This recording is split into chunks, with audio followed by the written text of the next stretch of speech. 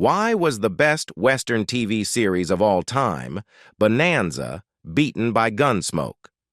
This question has existed for about 5 decades and still has no answer. It is known that despite its success, the series, which lasted 14 seasons with a total of 431 episodes, ended due to many disputes and behind-the-scenes secrets. If you're curious about what led to Bonanza going off the air, this video is for you. Get ready and let's go. The inadvertent lapse of copyright protection led to 31 episodes entering the public domain. In the landscape of modern television, where copyright protection is zealously guarded, it's a stark contrast to the more relaxed approach to intellectual property in Hollywood's earlier years. Bonanza, despite its iconic status, found itself in an unexpected situation where a significant portion of its early episodes accidentally entered the public domain due to laxity in renewing copyrights. Unlike the stringent copyright practices employed by contemporary TV networks, the environment surrounding intellectual property rights was less meticulous during the early days of Bonanza. The show's production team, for reasons unknown, did not prioritize the renewal of copyrights for its initial 31 episodes. This oversight had unintentional consequences, allowing these episodes to fall into the public domain. The public domain status meant that individuals and entities were free to use and distribute these episodes without the need for permission or licensing. This unique situation resulted in the emergence of unofficial compilations and distributions of the early Bonanza episodes. These unauthorized compilations, made possible by the public domain status, allowed enthusiasts and collectors to access and share these episodes more freely than what is typically permitted under strict copyright regulations. The accidental entry of a significant portion of Bonanza's early content into the public domain sheds light on the evolving landscape of copyright practices in the entertainment industry. It stands as a historical anomaly, showcasing the unintended consequences of lax copyright management during a time when the industry's understanding and enforcement of intellectual property rights were still evolving. For fans and collectors, the public domain status of the first 31 episodes of Bonanza became an intriguing and unexpected opportunity. Unofficial compilations and distributions surfaced, allowing enthusiasts to explore and enjoy these early episodes outside the usual channels of official releases. This unintentional detour into the public domain added a layer of complexity to the show's legacy, making these episodes more accessible to a wider audience than anticipated. In the pilot episode, there was a deleted scene featuring the Cartwrights singing the theme song. The theme song of Bonanza is an iconic piece of television history, a musical composition that resonates with viewers even decades after the show's original run. Instantly recognizable, the instrumental version of the theme is etched into the memories of fans. What many may not realize is that, at one point, the theme had lyrics that, while not necessarily memorable, add an intriguing layer to the show's musical legacy. Despite the enduring popularity of the instrumental version, the lyrics to the Bonanza theme are not widely known, and there's a reason for that. They are not considered a shining example of lyrical brilliance. The decision to stick with the instrumental rendition for the opening credits was a wise move, sparing viewers from what might have been a less-than-stellar lyrical experience. Interestingly, in the pilot episode of Bonanza, there was a surprising twist planned for the iconic theme. The Cartwright boys, Ben, Hoss, Adam, and Little Joe, were intended to sing the entire theme song in a scene. This ambitious musical moment, however, was ultimately left on the cutting room floor before the episode aired. The decision to excise the singing scene was likely influenced by a desire to maintain the serious and dramatic tone of the show, as the Cartwrights breaking into song might have disrupted the Western ambiance. For those curious about this musical deviation, the scene featuring the Cartwright boys singing the complete Bonanza theme is available online today. It offers a rare glimpse into what might have been, an alternate universe where the characters, known for their cowboy exploits, also showcased their vocal talents. Michael Landon encountered numerous challenges with the production crew on the set. While Michael Landon's contributions to Bonanza as an actor and writer were undoubtedly significant, his reputation as an exemplary professional was tinged with stories of behind-the-scenes drama and a reputation for being a challenging collaborator. The most notorious and well-documented feud was with Pernell Roberts, creating a long-standing insult fest that became a defining aspect of the show's off-screen dynamics. However, Roberts was not the sole target of Landon's discontent on set. Landon's penchant for clashes extended beyond the cast to various crew members, creating an atmosphere of tension behind the scenes. Whether it was a lighting technician, a sound engineer, or any other member of the production team, it seemed that Landon always found something to complain about in terms of how the show was being produced. His quest for perfection manifested in meticulous attention to detail that for some bordered on the obsessive and became a source of annoyance for those working closely with him. The litany of grievances that Landon aired about the production process reflected his unwavering dedication to ensuring that every aspect of the show met his standards. This commitment to excellence, while admirable in its pursuit of quality, created an environment where the production team had to navigate the challenges of working with a perfectionist whose expectations were, at times, deemed overly demanding. The behind-the-scenes clashes involving Landon underscored the complexities of producing a long-running and successful television series. While the on-screen chemistry among the Cartwright family members contributed to the show's appeal, the off-screen dynamics painted a more intricate picture. Landon's reputation for being a formidable force, both in front of and behind the camera, added a layer of complexity to the legacy of Bonanza. A profound animosity existed between Michael Landon and Pernell Roberts. The departure of Pernell Roberts from Bonanza was not solely attributed to creative differences in the production and casting choices. A significant contributing factor to his decision to leave the show for good was the strained relationship between him and co-star Michael Landon, who played the role of Little Joe Cartwright. The discord between the two actors, characterized by mutual disdain and public spats, played a prominent role in shaping the behind-the-scenes drama of the iconic Western series. Michael Landon's open disdain for Roberts was not a well-kept secret. The atmosphere on set was tainted by the palpable tension between the two actors, and Landon made little effort to conceal his feelings. This discord was not limited to the confines of the studio. It spilled over into the public domain through Landon's appearances on talk shows. Landon had developed a habit of gossiping about his fellow cast members, and when it came to Roberts, the comments were consistently negative. The public airing of grievances added an extra layer of drama to the narrative surrounding the show, attracting attention and speculation from fans and the media alike. In a reciprocated fashion, Pernell Roberts wasn't one to shy away from expressing his criticisms, particularly directed at Michael Landon. Roberts, in various media interactions, didn't hesitate to voice his disapproval of Landon's acting abilities. This public exchange of disparaging remarks between the two lead actors created a backdrop of tension that went beyond the characters they portrayed on screen. The strained relationship between Roberts and Landon became a significant subplot in the larger narrative of Bonanza. The public feuds, fueled by personal animosities, added a layer of complexity to the dynamics of the show and became a topic of discussion both within the industry and among fans. It was a departure from the carefully crafted image of camaraderie often associated with successful television ensembles. Pernell Roberts departed the series due to conflicts arising during the filming process. The departure of lead actors from television shows is not an uncommon occurrence, and Bonanza faced its share of challenges in this regard.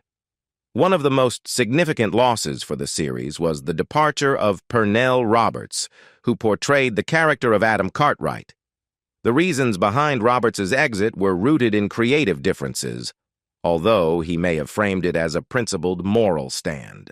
Roberts, a talented and pivotal member of the cast, found himself at odds with certain aspects of the show's creative direction. One notable point of contention was his dissatisfaction with the casting choices for Native American characters. Specifically, he voiced concerns about the use of black and white actors to portray Native Americans, a common practice at the time in the entertainment industry. For Roberts, this issue became a matter of principle, reflecting a desire for more authentic and respectful representation on the show. In an effort to retain Roberts, Lorne Greene, another key figure on the show, engaged in persuasive discussions with the actor. Greene, who played the patriarchal figure, Ben Cartwright, urged Roberts to continue with the series despite their differences. Perhaps fueled by a desire to maintain the cohesion of the core cast, Greene's efforts temporarily convinced Roberts to stay on for a bit longer.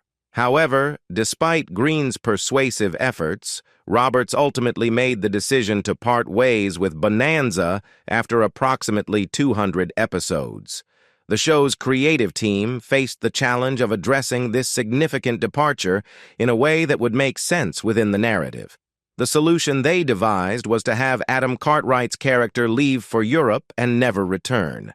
This departure provided closure for the character, while also allowing the show to continue with a revised dynamic. During the initial seasons, guest stars received higher compensation than the primary cast members. The journey of the actors who portrayed the Cartwrights in Bonanza is a fascinating exploration of how a single television show could transform relatively unknown performers into enduring acting legends. Before Bonanza, the main cast members had indeed established themselves in Hollywood, but they were far from being the superstars that the show would ultimately catapult them into. This unique dynamic gave rise to some intriguing salary arrangements during the early seasons, reflecting the show's initial struggle for recognition and success. In the early days of Bonanza, when the main cast was still building their individual star power, the producers employed a strategic approach to boost the show's appeal. Recognizing the need to attract viewers, the producers enlisted the talents of heavyweight guest stars, including luminaries like Adam West, Leonard Nimoy, and Zsa Zsa Gabor. These seasoned actors brought a level of recognition and star power to the show, drawing in audiences and generating buzz around Bonanza. However, the financial dynamics at play during these formative seasons took an interesting turn. In an effort to ensure the show's survival and increase its competitiveness in the highly competitive television landscape, the producers made a calculated decision to pay the guest stars more than the main cast. This unconventional salary structure was grounded in the belief that these high-profile guest appearances were crucial in attracting viewers and ensuring the show's viability. At the time, the regular cast members, who would later become acting legends, were not household names. Consequently, the showrunners wagered that the investment in established stars for guest appearances would be a key driver in the show's early success. This unique salary strategy, while uncommon in the industry, reflected the pragmatic approach adopted by the producers to navigate the challenges of launching a new series with an ensemble cast that had yet to attain widespread recognition. The gamble paid off.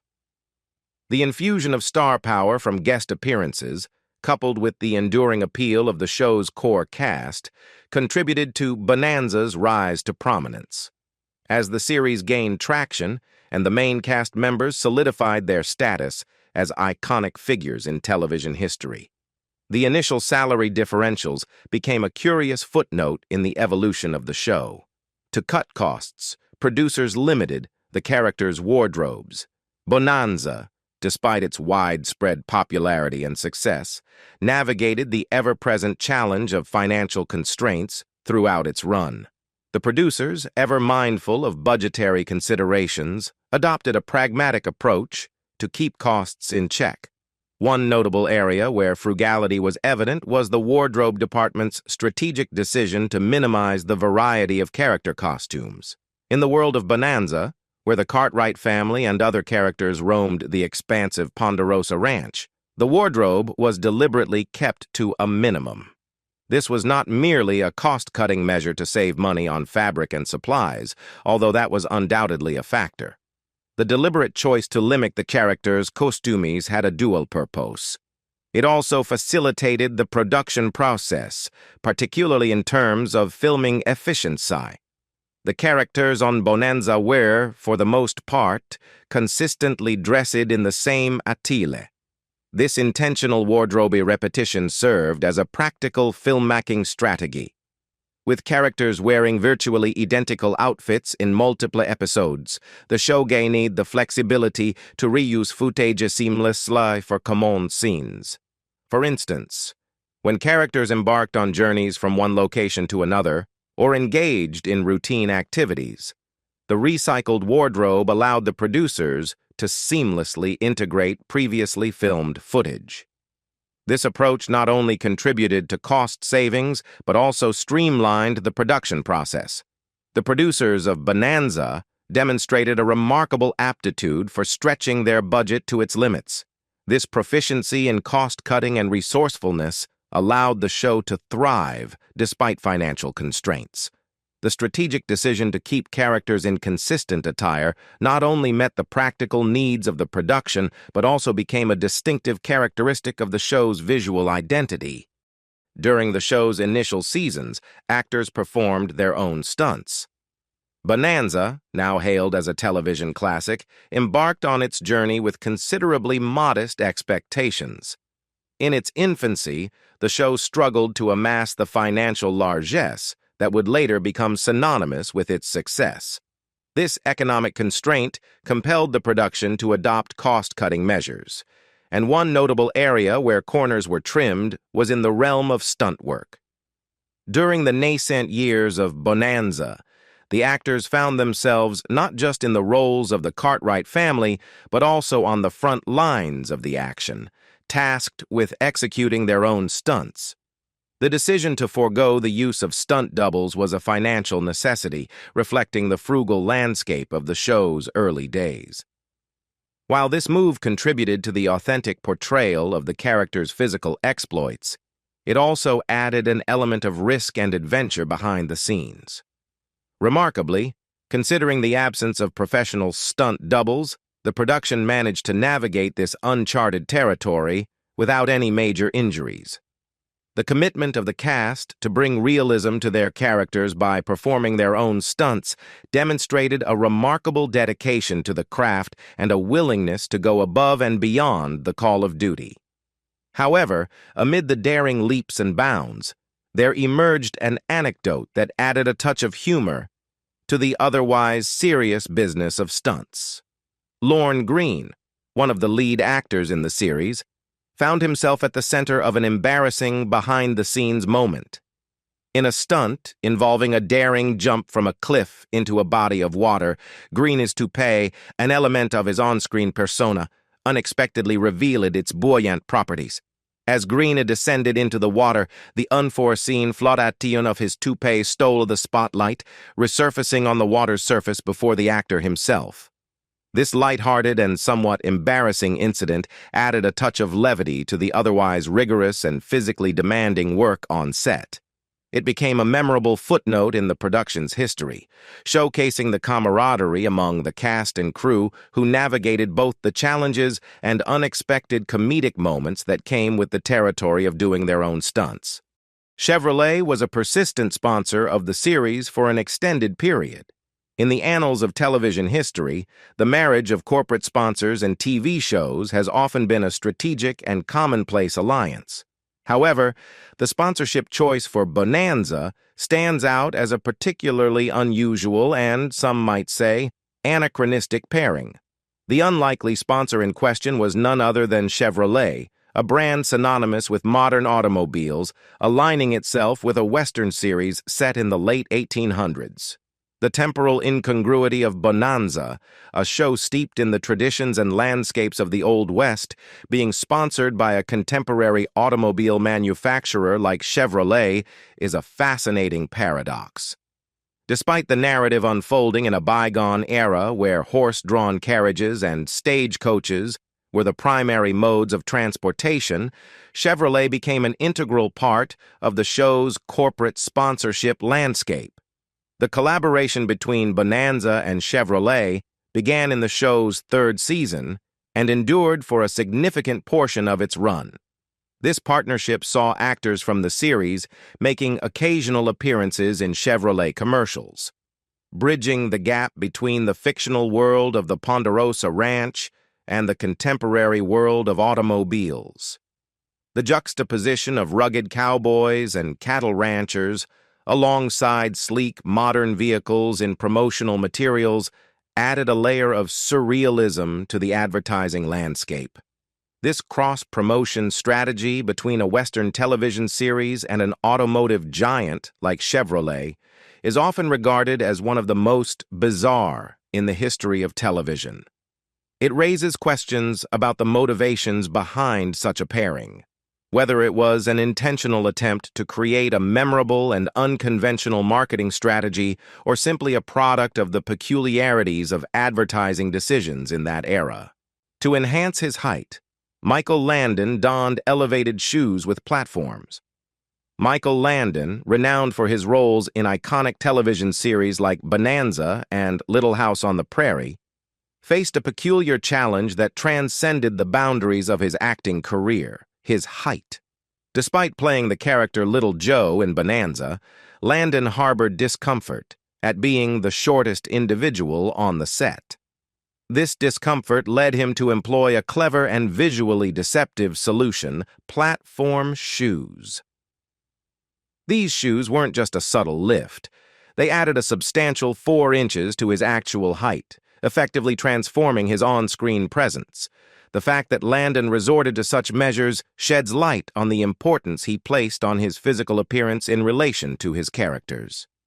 The choice to wear platform shoes was not merely a pragmatic decision to enhance the aesthetics of his roles. It also hinted at a personal sensitivity about his height. It's an intriguing glimpse into the actor's psyche, revealing that even someone as successful and acclaimed as Michael Landon grappled with insecurities. Interestingly, this height-conscious strategy was not a one-time occurrence in Landon's career. When he took on the role of Charles Ingalls in Little House on the Prairie, a different series set in a different era, he continued to employ a similar tactic. This time, it was platform boots that ensured he would tower over the rest of the Ingalls family. The consistency in his approach across different shows suggests that his height remained a source of concern for him, or perhaps it became a deliberate choice to maintain a certain image. The series flourished in a time slot traditionally reserved for shows on the brink of failure. The seemingly inconsequential decision of when and where a television show airs holds significant weight in the highly competitive landscape of the entertainment industry. The meticulous selection of a time slot can be a make-or-break factor, influencing the fate of a show and determining whether it will flourish or face the dreaded axe. This strategic dance of scheduling is a critical aspect of network television, and the journey of Bonanza through various time slots serves as a vivid illustration of its impact. In the intricate dance of television scheduling, Bonanza found itself facing a pivotal moment when it was relegated to Sunday nights at 9, a time slot traditionally reserved for struggling shows teetering on the brink of cancellation. At first glance, this move might have seemed like a disadvantage for the show. Sunday night at 9 was perceived as a burial ground for programs that failed to capture audience interest. However, against the odds, Bonanza not only weathered this seemingly unfavorable time slot, but thrived in it. The decision to move the show to this specific time proved to be a stroke of scheduling genius. Rather than succumbing to the assumed fate of poor-performing shows, Bonanza defied expectations, and its ratings experienced a meteoric rise. From 1964 to 1967, during its tenure in the Sunday night 9-time slot, Bonanza achieved unparalleled success. The show ascended to the coveted #1 spot in the ratings, dominating the television landscape during this period. The change in date and time proved to be a transformative factor, turning what could have been a perilous situation into an opportunity for unprecedented triumph. During the 1970s, repeated broadcasts took place under an alternate name. In the realm of television, reruns have long been a standard practice, offering producers an opportunity to attract new viewers and actors, a chance to relish the continuous flow of royalty checks. However, the 1970s ushered in a unique approach to reruns, courtesy of the iconic Western series, Bonanza. In an unconventional move, Bonanza ventured into rerun territory as early as 1972, a time when the show was still actively producing and airing new episodes. This departure from the conventional practice of waiting until a series concluded before reruns began was just the beginning of the show's distinctive rerun strategy. What truly sets Bonanza apart from its television counterparts was the decision to repackage the reruns under a completely different name, Ponderosa. This choice was groundbreaking and virtually unprecedented in the television landscape. While it's not uncommon for reruns to be broadcast under the original show's title, the decision to opt for an alternative name was a bold move that had fans and industry insiders buzzing with curiosity. The name Ponderosa wasn't entirely disconnected from the essence of Bonanza.